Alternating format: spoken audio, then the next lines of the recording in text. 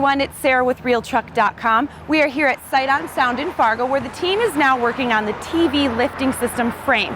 This is what will make that big television screen rise out of the box of the storm truck. So we're going to head inside and figure out how they are doing this and what it's like to work on such a unique project.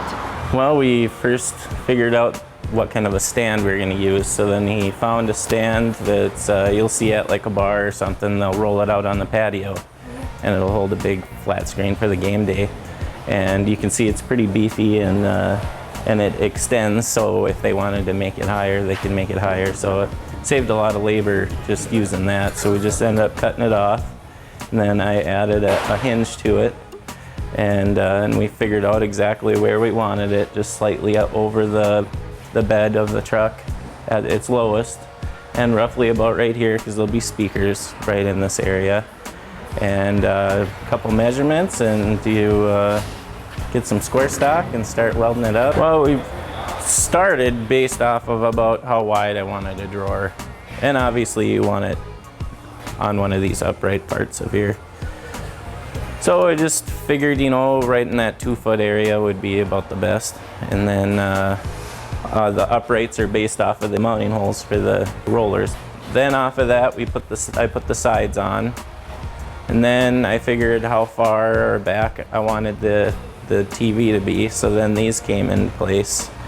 And then those came into place because that hinge rests on it when it's all the way up. It will put the weight on it. It actually comes forward a little bit, so then all the weight's not sitting on that actuator all the time. So the actuator will push it and kind of lock it. So otherwise, it's just hinged on that pin. You know, so it'll actually force it forward, and then it'll get really sturdy. If somebody bumps the truck, then it's not gonna wobble. It'll be super strong.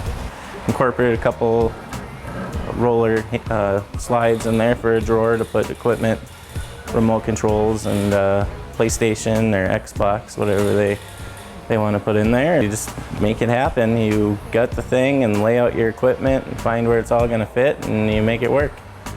Just kind of get started like how we started with this. That's the main component.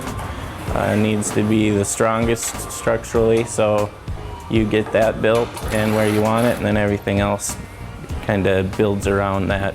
You know, so it kind of grows and evolves. Yeah, it's pretty fun. It'd be a lot. Once it gets going more, it gets a lot more fun.